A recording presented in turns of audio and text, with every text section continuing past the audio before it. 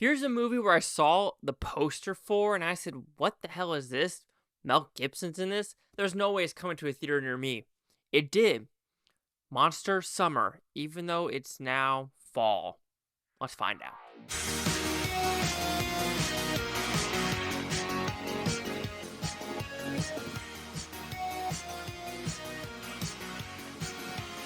Jay Silly Hockey here at the Blue Futon reviewing Monster Summer. What's about? Pretty simple premise. We are on, was it Vineyard, that very fancy island like near Maryland, if not mistaken. The one island that made the news for, they're like, Sanctuary City!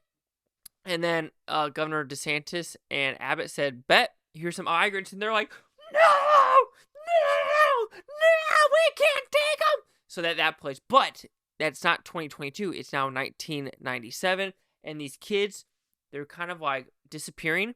And when the kids come back, they are now kind of soulless. Yeah, they could talk, but they're just not themselves. And they got to figure out what is doing this. And they're thinking a witch. So these kids team up with a retired detective, Mel Gibson, to figure out these shenanigans. So did I like this movie? I thought it was a fine, cute little movie. This is a lighter PG-13 movie that is very good for the preteen crowd.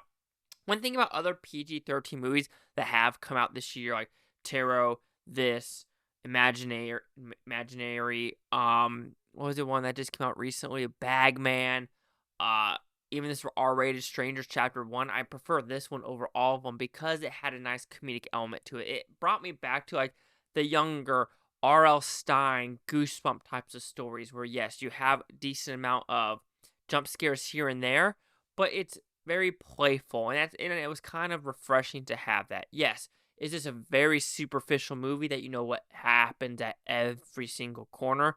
Yes. You can say the twist and turn at the end was like who the bad guy was. You're like, oh, okay. I didn't see that coming, but when you see a picture, you go, I see it. I know who that is. I know who it is. And I'll say one thing now. This is the second baseball movie I watched this year. I swear to God, the kid from Sandlot is going to be in every single baseball movie. That's his role, and he's going to milk the living shit out of it, and I think that's okay to do that. Kevin James makes an appearance as well, kind of like, why isn't he in the little credits things? Anyway, anywho magoo. So, this movie, it's very, very simplistic. I hate to say it. I mean, that could be a good or bad thing, but it's one of the ones where you don't have to watch a trailer. You don't have to think. It's just like a nice preteen movie. It looks fine. It's written fine. It's a good story about redemption as well. Like, there was a very solid, creepy scene to deal with a kid talking to Mel Gibson, like on a videotape. That scene itself, I was like, oh, that's some creepy shit right there. And that was effective. There are some very effective scares in this movie, but then there's also some very superficial scares that you expect to happen with these Goosebump style of stories. Mel Gibson does a really good job. You could tell like he was kind of having fun with this movie, like something light, refreshing, and, you know, just kind of down-to-earth type of PG-13 horror-esque movie. The kids do a good job. I think it's overall a fine little movie that anyone can enjoy if they're just looking for a simple Goosebump. Like I said, Goosebump. I'm going to say Goosebumps like 17 more times. Esque style film. Like I said, the only big negative truly is you see each twist and turn.